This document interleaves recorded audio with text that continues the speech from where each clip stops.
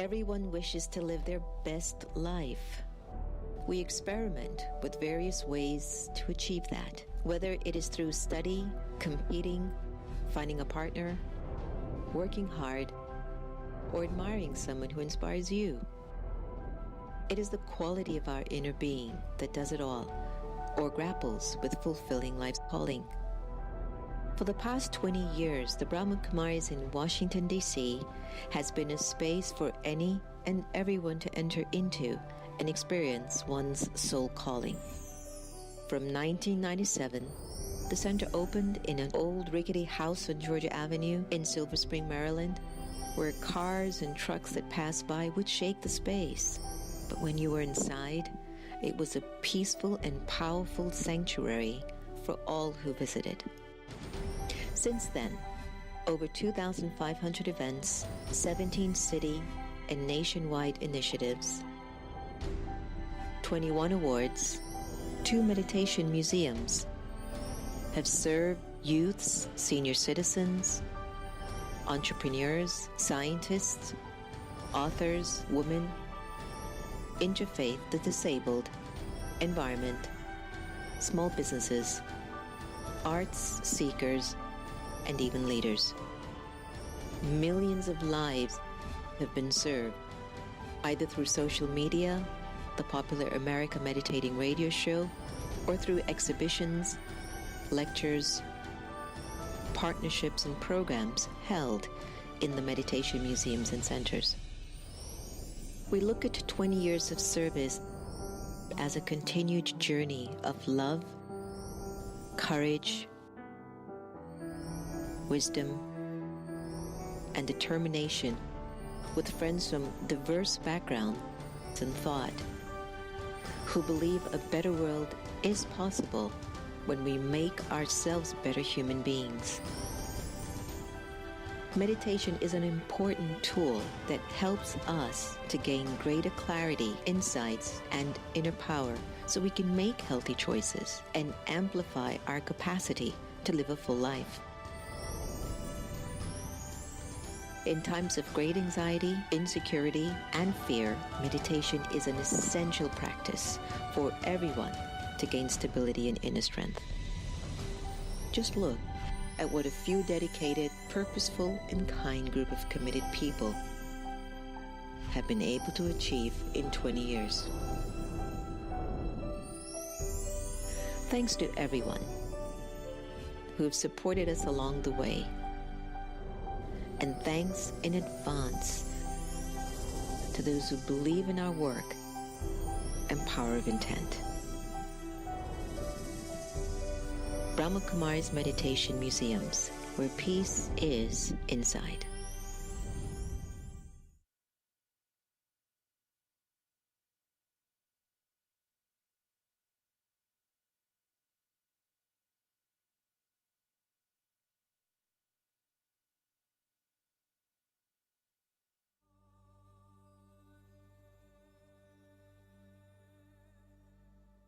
Who am I?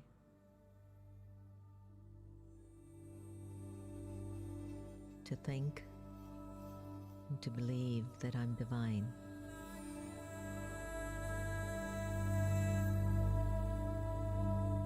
Powerful, beautiful, and an offspring of the divine.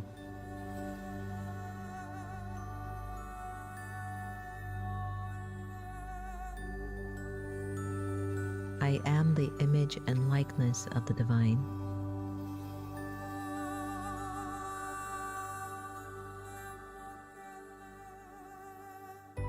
And so who am I to speak clearly to who I really am?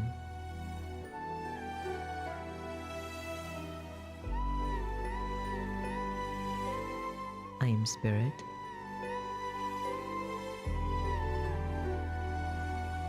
I am soul.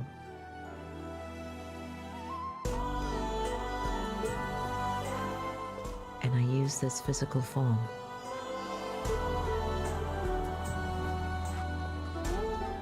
I am the being of light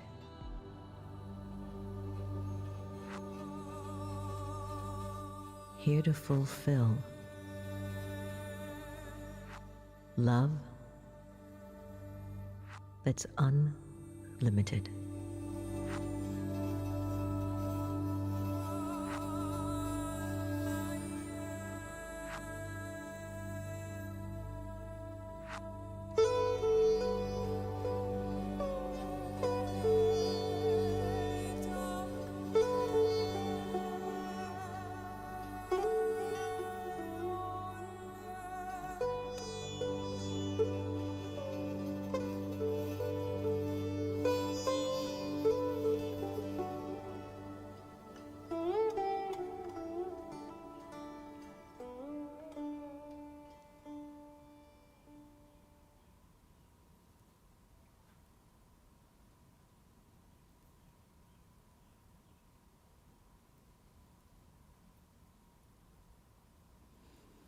Om Shanti, everyone.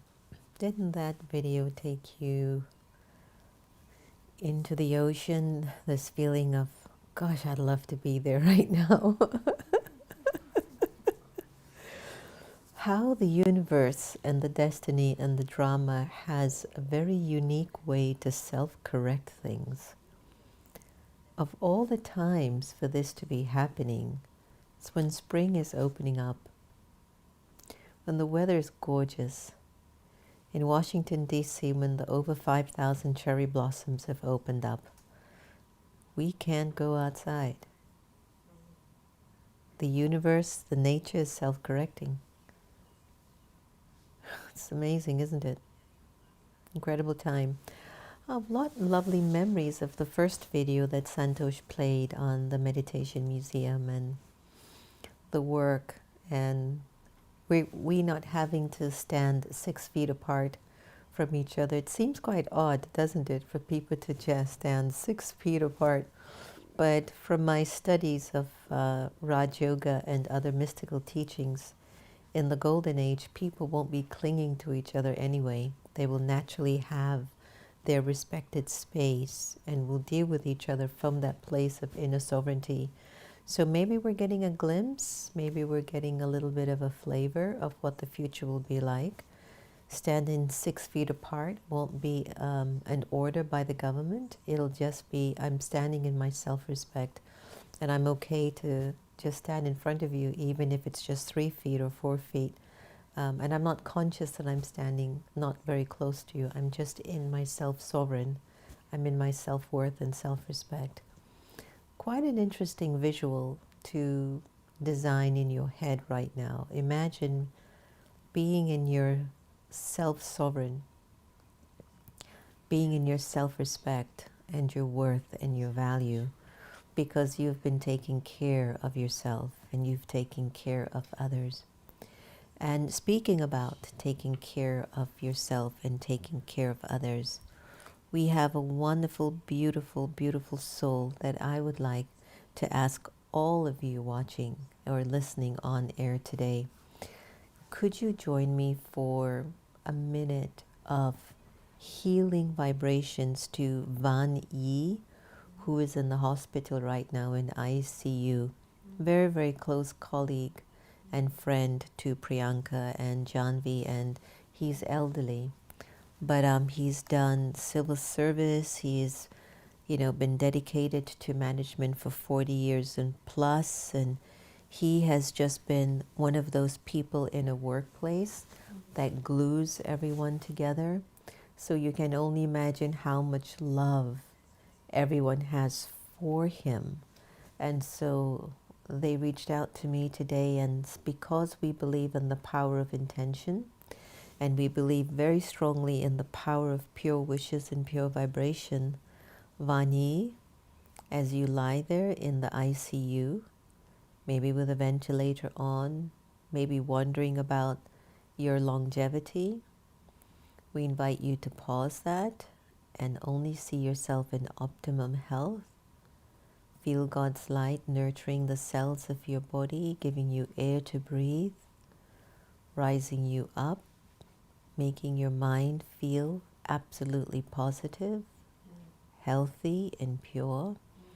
The body is the chariot, but the soul is eternal.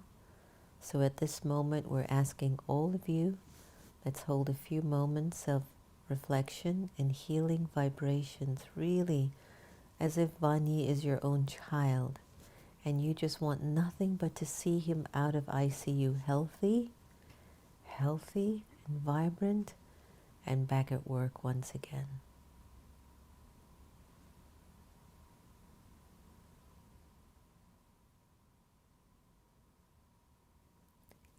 Send our thoughts to Vani.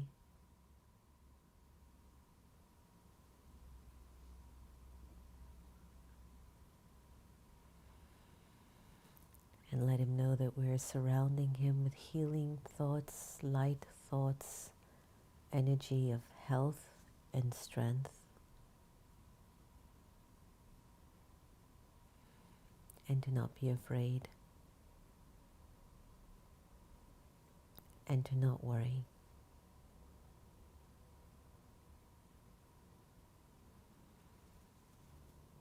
Keep breathing.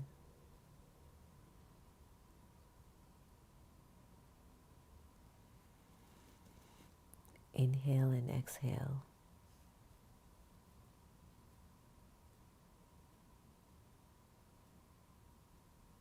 We're surrounding you by your bed.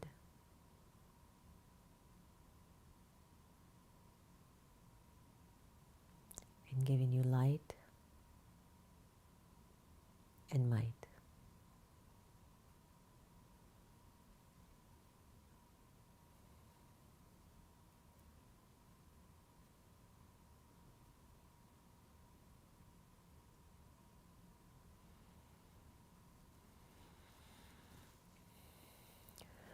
Thank you for doing this for Vani. And I know that his soul is feeling the love and the light and the healing vibration. No pure thought goes to waste. No powerful thought goes to waste. Waste thoughts go to waste. But no powerful or pure thoughts will ever be wasted. Whether they give you instant results or results in a week's time, a month's time, 10 years' time, even a lifetime. Your pure thoughts will always work. And when those pure thoughts are at a level of the collective, it even has more power and more might than you can never imagine. And one of the things that I've been thinking a lot about is to what extent have we been taking care of ourselves during this month or 2 months of being, in your homes or not moving around as you used to. I was feeling like personally, of course, I appreciate the time together and the downtime, so to speak. I appreciate the more focus, that one has to get things done rather than to have maybe too many options. And this morning before having breakfast, before I sat at the table, I was saying to myself how simple life was without technology and electricity. And that's how the days used to just move slower because we were just accustomed to simple, basic ways of living. And it's not until science and technology just manifested all of these gadgets because of a thought that it started to amplify the urgency to acquire many of these material things or material possessions. And it fascinates me. Folks with all of their name brand materials and all the fancy stuff and ways that sometimes we would dress to go out to impress people. No one was doing that. You're just at home. And I heard there were many pajama fashion parties going on, It's like, I hope this really brings us back to really a profound place when we get out of this, that we come out of this being completely intelligent, and not buying into the game of the Maya or the illusion where we are compromising our peace and inner well-being and love and power because we see somebody else seems to have something more than I do. Or it looks like that one shouldn't get away with what they've gotten away with. It should be that right now we're at this particular place in our lives that we have to take care of the way we think, the intentions behind our thoughts, the company that we keep, the way we make our choices, the things that we do with our time. We have to now value this. I believe this particular pandemic is just a rehearsal of much more to come into the future. And we're just getting a window point of view about how we think we will manage when we are just stuck with ourselves. Curfew, can't go out, can't do this. At least we can now go out and still buy food and get certain things. Yes, over 22 million Americans are without a job right now, and we are hoping and wishing and envisioning. If you and I and the whole world envision a vibrant economy, it will be that when we come back into the scene. If we are envisioning fear, lack, I don't have enough, I'm struggling, I'm suffering, the government has to do, why doesn't my rich uncle help me? All of that energy only adds to the turmoil that maybe will be born from our anxiety and worry, okay? So we do become what we think, but we also create the situation and the environment and the events based on not only an individual thought, but a collective thought. So if the whole world envisions a vibrant, healthy, corona-free environment, and if it's more than 100 of us, more than 1,000 of us, more than 1,000,000 of us having the same thought, more than 1,000,000,000 of us thinking the same thought, what do you think the economy and the culture and the world will be like?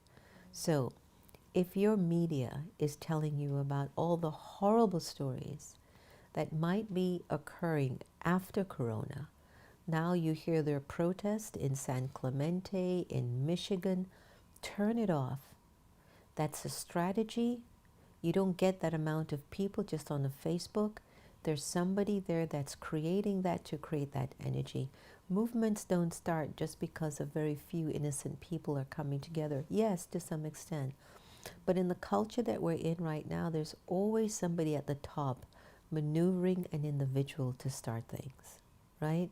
So why don't you and I maneuver and start to create and envision a vibrant, peaceful, loving, golden aged future? Can you do that? Can you actually envision the world after Corona where people have their own self-respect, so it's natural for them to share self-respect with another person? Can you envision it right now? Can you envision that you might not need to go shopping as you used to because you have enough? How many of you cleaned out your closet and threw away half the clothes in your closet? That means you don't really need all of it. How many of you can envision eating healthier, taking good care of the way your body should move, the well-being? How many of you can envision beginning to attract the most positive, good-minded, goal-oriented, virtue-based, value-based, absolutely beautiful, wonderful, elegant, profoundly amazing people in your life? Can you envision that? Can you envision it? Can you feel it? Post-Corona, what are you going to co-create? Can you see it? How many of you are planning to envision slowing down? How many of you are planning not to play the game? No more competing. No more trying to run after this, run after that. Just coming from your place of self-sovereign, self-worth, self-respect, genuine interest, genuine concern. I keep thinking, as I get more days of this introspection, as much as I see how things are and, folks might be running after a lot of different things, I don't know, I find myself just coming back to solitude, simplicity, being noble, having integrity, principles, generosity. And whether it's to 1 or 10 or 100 or 10 million people, it's true. You know, it's real. It's like, if you genuinely come from this place, that's it. That's it. So let's try to see if we can begin to work from this more deeply intentional place that just keeps coming from a place of truth, that keeps coming from a deep sense of integrity and values. Like you slow down to speed up. It's like you're literally slowing down, but to speed up spiritually. And the more we are connecting ourselves to the energy of God, the ocean of love, you can feel your spirit is expanding to be able to claim more, be more. And even if you do something little, but because your energy is so big, you make it so brilliant. You know, we've got to come back to this place, this sense of deep spiritual normalcy, and not the craziness we were in pre-corona. It really wasn't healthy. So just put together a really simple little PowerPoint on some little tips for self-care, and I'd like to show you them now. And we can go to the slideshow.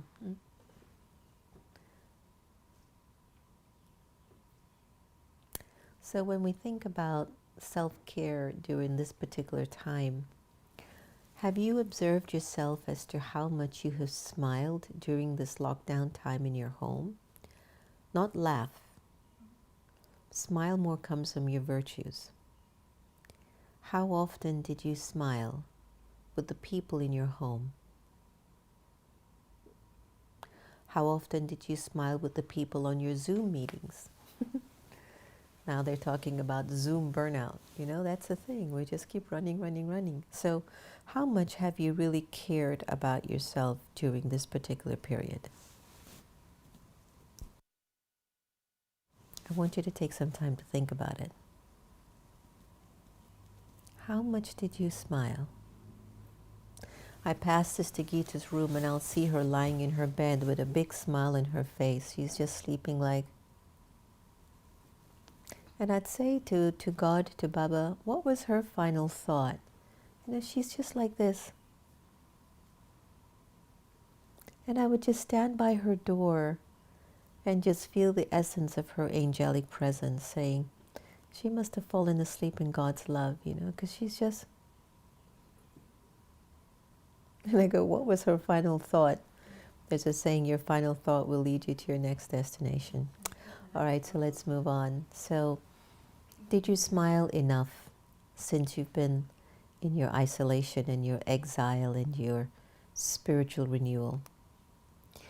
So when we talk about self-care, a lot of us are used to going to the spa, getting our nails done, getting a massage, taking a walk into the nature, but that's not self-care, really. That's really keeping your body and your energies up. That's not bad.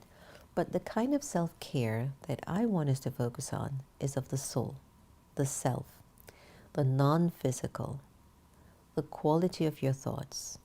What are your feelings? What are your emotions? What do your dreams tell you? I've been dreaming so much of my sisters in the Brahma Kumaris community, and it's been so sweet to just feel them coming in my dreams, or maybe I'm going in their dreams. And I've also been remembering a friend of ours who's been captured and imprisoned against her will.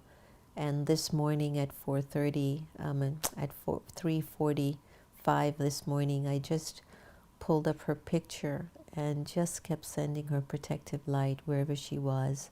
She's in a country in the Middle East, and I was just, please, just get her out, just bring her home, just release her.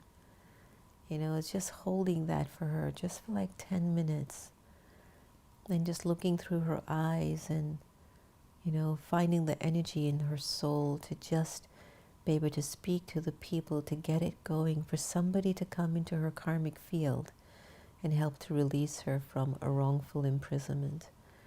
So your pure thoughts matter, So self-care and the knowledge of the soul, you have to check your emotions, your dreams, memories, perception. How do you interpret what you're going through? Why is it that I can tell you the same one story, I can share this story to 5 or 10 people, and those 10 people interpret the story differently, right? How is that possible?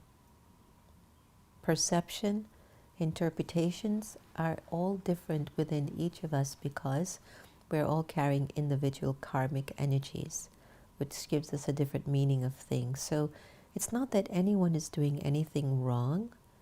It's just that they're going to be different from you. And yes, it's difficult in a team dynamics. If you're the leader, then it's important that everybody follows the leadership. But when you're in the team dynamics where everybody has to cooperate to make it work, and if one person has a completely different point of view, it throws it off completely. So that's where you need to always get on the same level when you're in the spirit of team dynamics. So virtues, you come with certain gifts. You have one of the greatest powers, and that's the power to choose.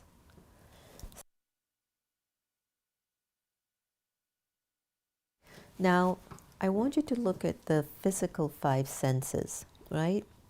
Your eyes, your ears, your nose, your mouth, your hands, your ability to touch. That's also a part of you. You bathe it, you massage it, you take care of it, you exercise it. Your house or your apartment, is it clean? Does it have good vibrations? Have you cleaned out your cars, kept them clean? Are your clothes, fitting you? And all of these things. These are all physical aspects of yourself. And it's also very important to recognize that there are 2 dimensions.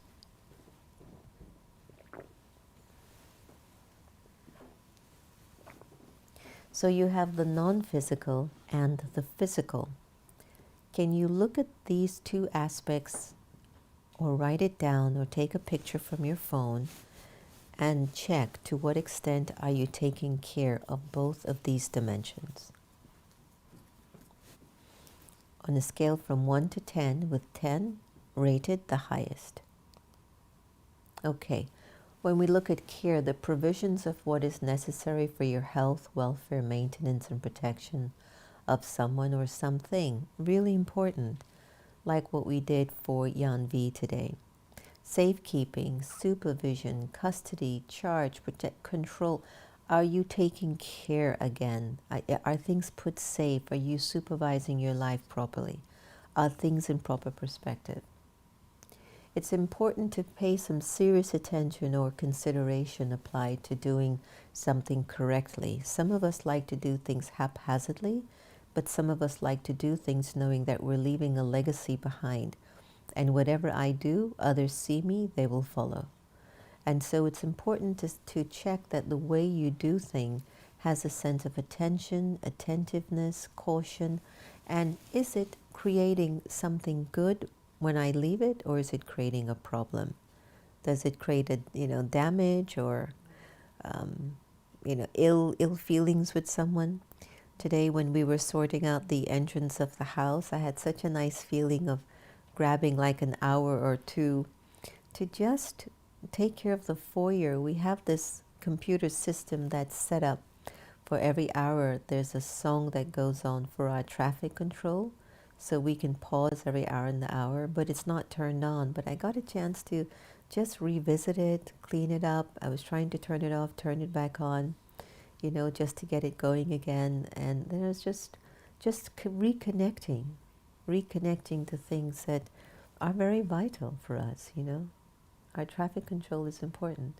Let's go to the next slide. So check if, when you're caring, you feel concern or interest. Are you attached to something that is really important, especially to everyone else around as well.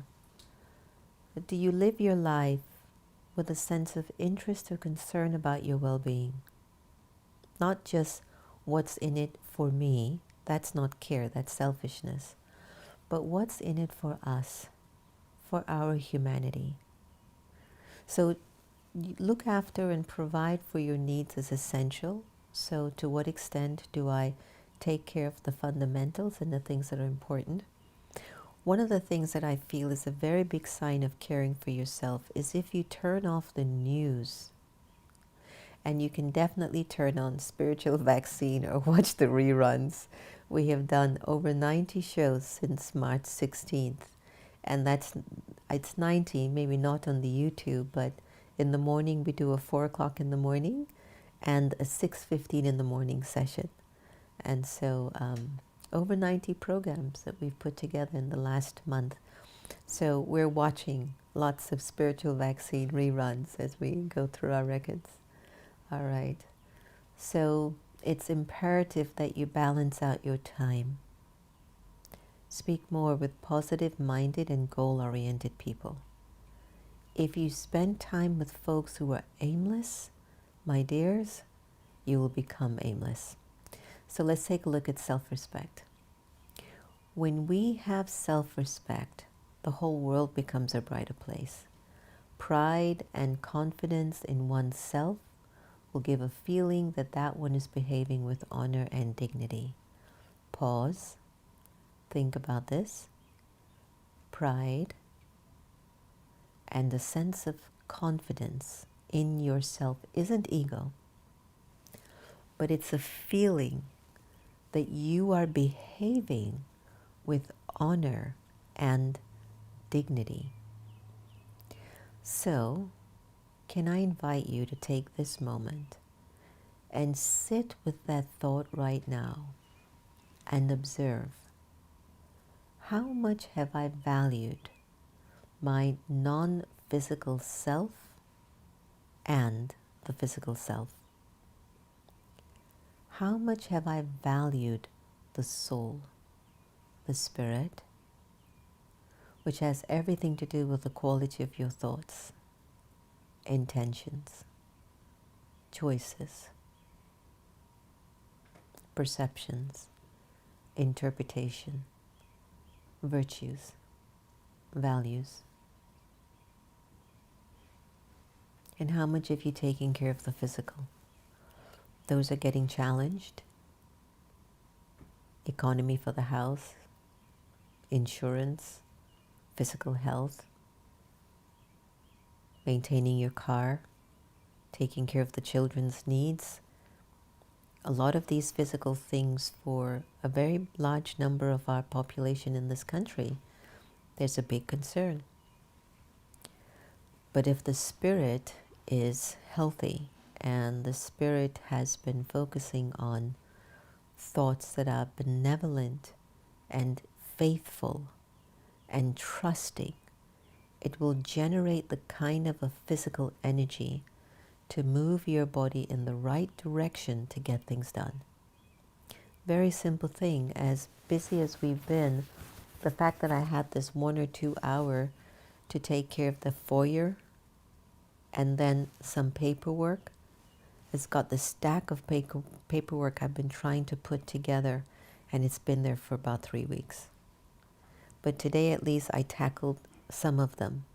I threw away what wasn't needed, I kept what was needed, little by little. We've got to start to clean up shop. So thoughts. Our thoughts are the foundation of our reality. So, are they positive? Are they negative? Are your thoughts wasteful? Or have they been constructive? One of my big pet peeves is to remain constructive. Like sometimes if you hear me walking around, I will say, oh good, I was able to do this, do this, do this, do this today. And it might be because of what Daddy Janki left as her memorial to me. You know, all of us in the Brahma Kumaris, use your thought, words, and deeds. Use your time in a worthwhile way. And I don't know why that has stuck in me so strongly. And I think one of the reasons why I've not felt anxious or uncomfortable being locked up for over a month is that I feel that the reward of the way you've lived your life will make you feel satisfied and settled inside. Would I feel the same if I was living absolutely alone? I can't say. I can't say that I would. Because I'm such a social butterfly, maybe I wouldn't be that comfortable. I don't know. I can't say. I don't think my karmas would let that happen anyway. I'd have to be with somebody. But it's just use your time. Use your words. Use your life in a way that's worthwhile. Let's move on. So check, are your thoughts positive? Are they negative? Are they wasteful? Or are they constructive?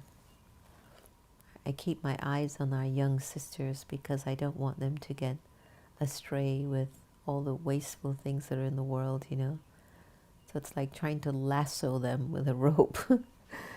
Anyway, so self-care and self-respect. Check these 8 points and write these down.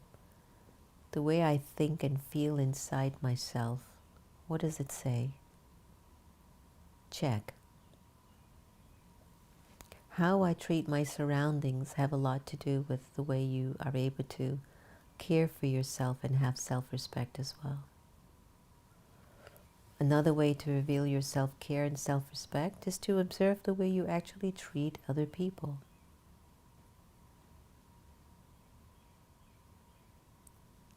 Another one, point number 4, check the food that you eat. Today I came up with a new recipe. I'll share it with you. Nicole, if you're watching, you're going to love this one. I haven't sent you the ukma one, but I'm revisiting a variety of different leftover foods. So rice, you have like white rice left over, old. You mix it with yogurt, dahi, put a little bit of salt, pepper. We don't eat onions and garlic. So I fried up cabbage and bell pepper in a little bit of oil with a little bit of Old Bay seasoning and black pepper. And I cut up one chili, one mirchi in it. And you cut it up and then you mix all of that up in the bowl with the rice and everything. And then you take out your basin flour or your breadcrumbs or rice flour and you make it like a pate. And then you fry it. Ladies and gentlemen, it's my new dish of the year. It was so delicious. So I made it for breakfast this morning. And then I made it for supper this evening because there was still some left over and we don't want to waste the food. So try that recipe. So check the food that you eat, that you also don't waste it, but you also eat quite healthy. So check the way you take care of your physical body. For us, we take at least 2 to 3 baths a day. We also keep our physical, form of our skin as clean and as pure as possible, because we know that it's setting the vibrational tone for the future as well. And one of the most pleasant things is to be next to somebody with a pleasant fragrance. All right. So one of the real insightful things in order to help us to take care of ourselves is to observe the way you either react or respond to certain situations that emerge in your life, certain events. A situation has been occurring lately and I understand the person's pain and suffering, but the person had put us on a group listing and made some interesting comments, and I just wasn't affected one bit because I knew what they were going through was painful, even if they were deflecting that pain on a few of us in that group message. It wasn't the true story. The true story was they were in pain and they were looking for support. And so it's interesting that you have to learn how to respond to situations by using your intelligence and spiritual intelligence more than anything else. All right, make God your companion. It's your #1 agenda to take care and to have your self-respect. And as I mentioned earlier, to keep your body in good health and in good cleanliness, really essential. When we look at self-care and self-respect, having a relationship with God, the Supreme Soul, is paramount. The energy of God, Allah, Krishna, Jah, Supreme Intelligence, is a way of amplifying your innate natural powers. And I really want you to think about this. The energy of God flowing through you becomes a means of you naturally using your innate natural spiritual powers. But in order for God's energy to flow through you, you can't have any blockages. So there can't be all of that negativity in your thinking. God's energy can't flow through. So we have to do the work of purifying ourselves. That's why meditating in the awareness of the Supreme Being brings us to a higher way of thinking and a natural way of starting to take care of ourselves. So now I want you to remember this, Bojala. Bojala. If you can say that right now, Bojala. See how your mouth, your face, and everything gets some good exercise? Say it one more time, Bojala. Sounds like a nice song, doesn't it? Bojala. Bojala. You like that? You like that, Sister Gita? Yes. Bojala. So when you find yourself getting out of your, not taking care of yourself, you have to remind yourself, Bojala, Bojala, Bojala. It could become a new song, actually. So one, for the meaning of Bojala, let's start with B. Breathe more deeply. Breathe in your nostrils. Breathe out through your mouth.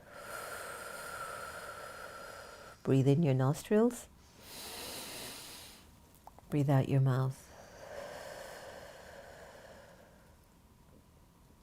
Feels better already, doesn't it? O. Observe more. Don't attach yourself so quickly to stories and events and situations with people. Be more an observer.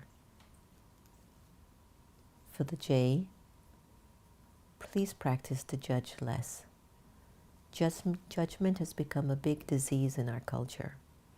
It separates people from feeling authentic and safe with you because they can feel your vibration of judgment on them.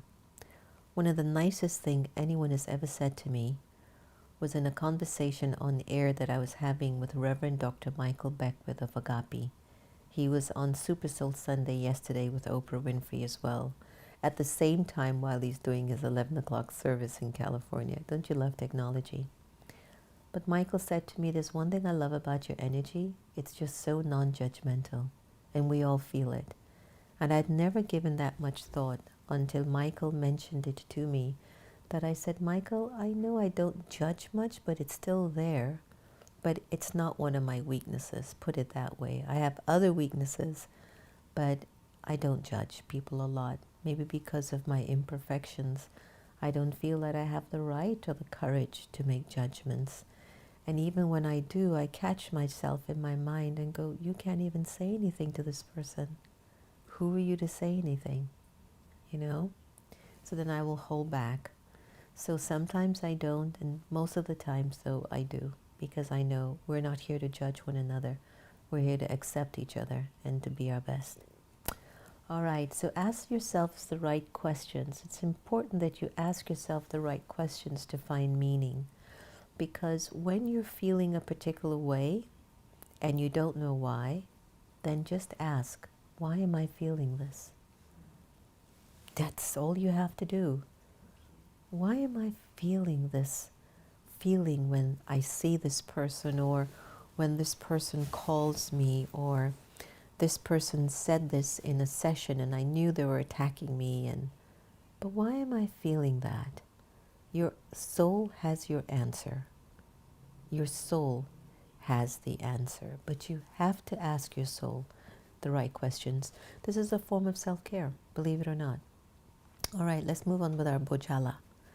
So listen more, a real important quality, and listening, especially with sincerity and kindness and with interest, the more you listen, the more your compassion increases. So it's important to listen with sensitivity, with sincerity. And the last definition of Bojala for me is accept what is. Accept what is, accept what you can't change, but stay open. And stay open to grow. You ready? One more time. Breathe more, observe more, judge less, ask yourself the right questions, listen more, accept what is, stay open, have the intent that you want to keep growing. Bojala. Let me hear you all say it. Put it in the comment field. Bojala. Santosh, maybe you can type it in just in case, but Bojala. I love it. I think I should make a song on that one. So just look at this wonderful diagram we got from our friend Dr. Kanu Kogan. Check about how an event triggers your thoughts. So you focus on the present moment, right? And then you connect to your breath. You check what you're feeling. You even, if you want to just feel your feet on the ground, be very present. When you do that, you will interrupt the pattern of the way you tend to interpret and perceive situations that happen in your life. Be open to awaken to what's possible by asking the right question. That means you're going to have to come into action. Just don't be all cerebral. Just don't stay in your head alone and just keep doing that. You know, you've got to move and you've got to come into action to shift what you're feeling. And the last thing, accept what is by naming it. What is the purpose of this situation happening in my life, and how do I navigate through it? Do you understand? So check how your thoughts can reveal, do you really care for yourself or not? Are you willing to change certain patterns? Are you willing to ask yourself some real, honest questions? I think it's so important for you to do that. So take care, my friends, and keep loving yourself a whole lot more. Celebrate yourself and keep working on your Bojala and make sure that you're able to bring it up to an optimum level of divinity. You might be seeing the picture of the Meditation Museum now. I love those walls. We just walk in and the vibrations are so sweet. On the right, you can see the quiet room. Whenever you'd enter by the reception desk, and the exhibition or the installation of all the faiths and the sound bowls on the ground and the manman above and the meditation chairs. I just can't wait for us to reopen, to welcome all of you, to come back into the space. It's beautiful, isn't it? So simple and pure. It's really there to take care of you. Yeah, everyone's saying your Bojala, right? You get your Bojala. Somebody should sing a song on Bojala and send it to me. And then we can play it on air for you. But it sounds like really a movement. But if we practice Bojala, it's a form of taking care of ourselves. And who's more valuable than you? Without you, can you take care of your spouses, your children, your in-laws, your friends? You got to take care of yourself. And one of the areas that we're not focusing on a lot is the area of thinking or thoughts. Let me tell you, folks, everything that's revolving in this world, it's because of thoughts. Everything that we're seeing and witnessing isn't because of a president, isn't because of a virus, isn't because of a country, isn't because of money. It's because of how we're thinking. It's a saying in Indian culture, as is the king, so will be the subjects. Thoughts. The subjects vote in the king, or the subjects will vote in the leader. Based on their consciousness, they elect the consciousness of that person. How true that is, I don't know, but what I do believe in is what I think matters. If I think thoughts that are judgmental about somebody, it will create a conflict in the relationship. If I gossip, if I tell lies, if I cheat the people who has been there and loved me the most, it's going to create conflict. The other day as I was looking through the window, I have just maybe in a handful of certain folks, when I think of them, I don't feel like 2-year-old. I don't feel like a 2-year-old. I want to.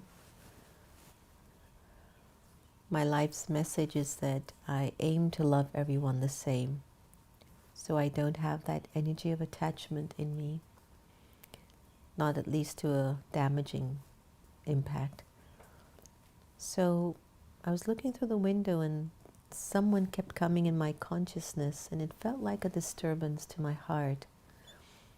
And as I was looking through the window, I'm talking to Baba, I'm talking to God, and I'm going, why should I remember this person who cares nothing about my well-being, and I have so many people who do?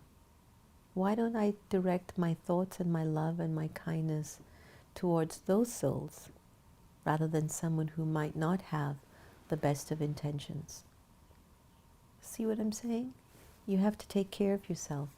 One of the ways we damage the spirit is we think too much on relationships that are very toxic or unhealthy. And we have to begin to think and support and praise and honor the people who have been there for you and who continue to be there for you. Another form of self-care. It's sort of like a bojala, I tell you. So tonight before you go to bed, give thanks to the people that you might call your family member or your friend or your spouse, and really appreciate them for the hundreds of ways they've showed up to express how much they care for you. If for whatever reason some of the folks you're living with you don't feel that, there must be somebody in your life that you do feel that with. Turn your attention there. And last but not least, deepen your connection to God. The energy of God won't fail you. Your husband might fail you. Your wife might fail you. Your kids might fail you. Your mother-in-law might get on your last nerve. Your sister might not talk to you anymore. Your brother might hate you. But from my experience, the energy of God is constant and has no interest if I've been naughty or nice. The question is, do I feel that level of value and self-worth, that I feel worthy enough to allow the energy of God's loving presence and light and purity to flow through me? That's the greatest form of self-care you could ever cultivate in your life, is to have the faith and the belief and the trust that you're worthy of God's love and that you're open. Ask Him to use you. And in your asking God to use you for that which is good, you will automatically begin to make changes in yourself, because you'll feel His pure energy wanting to work through you. But we just have to remove some of the inner blockages that's going on, right? So does anyone have any thoughts or questions or anything they'd like to share in the session today? Everyone, you just have your bojala, bojala, bojala, bojala. Somebody should make a song on bojala and send me. Sister Gita, we're going to make you sing a song on bojala and we'll have her perform it for you tomorrow, okay? All right. Well, look, thank you all so much for joining me today, as usual. I enjoyed our spiritual vaccine time as the scientists look for a vaccine to cure the coronavirus. Let us be the cure of the soul and use this spiritual vaccine hour to find the cure for our own issues that are still sitting stuck somewhere in the soul's consciousness, and just heal ourselves and really keep asking Baba, keep asking God, use me, use me, use me, right? Bojala means, Sister Gita, a whole bunch of things. To breathe, to observe, to not judge. Huh? To, what was the other? Accept what is, listen more. Yeah, right? So all the things that you know how to do, she's been much better since Dr. Bradley Nelson did a little work on her, everyone. So I'm giving an endorsement to Dr. Bradley Nelson. She's been a lot lighter and feeling a lot more clearer, which is good. That's our little beloved Sister Gita, no? We have to look out for our elders. And Yanvi, Van Yi, lots of blessings to all of you. Priyanka Janvi, keep sending him your vibrations every hour on the hour. Pull him up. See him raising himself up from the bed. Just keep pulling him up with your thoughts. And let him know that we all send him lots of unlimited blessings and pure feelings. Okay, my friends, take good care of yourselves today. Be peaceful, be powerful, be pure, be noble. Live with integrity, believe in your principles, believe in your virtues, believe in your values. Stay strong no matter what. If anyone is doing shortcut, people look like they've got the game going on and all that ego is in them too. Don't be deceived. Move slowly. Be sincere. Be authentic. Be happy. Enjoy. Play. Have fun. Ask yourself the right questions. Be generous. The more you do this, the more you'll see the trees of heaven and the golden age coming right in front of you. And life will feel like paradise. All right, here's a wonderful meditation or message from Sister Jenna, I think. All right, you take care and I'll see you tomorrow. Om Shanti, everyone. Bojala.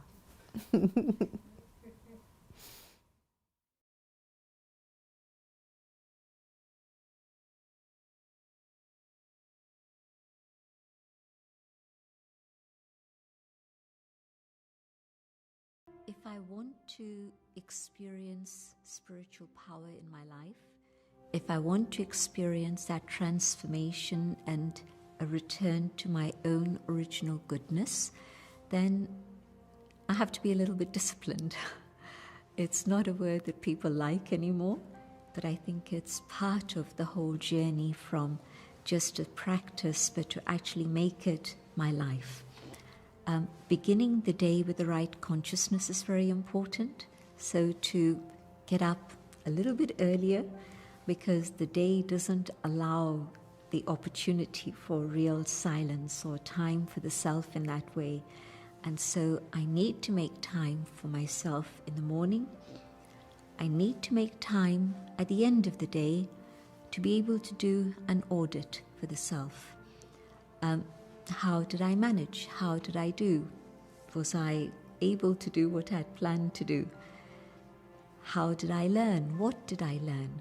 And so to be able to formulate questions that are going to be helpful for me, and it could be different questions for different people, but a very simple question is this: could I have done something differently? Not even better, not even worse, but could I have done something differently? I think that's a very important entry point to be able to explore what I've been doing through the day. So there's the morning and the evening, but through the day, if I can have little reminders to myself, and a very simple reminder is every time I hydrate the body or I feed the body, am I able to hydrate my mind? Am I able to give it the water of love, silence in which I can again connect with myself and feel that inner being that I am? It's a very, very simple way. We're told 8 times water. Well, maybe it's 4 times, maybe it's 6 times, but whatever it is, it's a signal, it's a reminder for the self.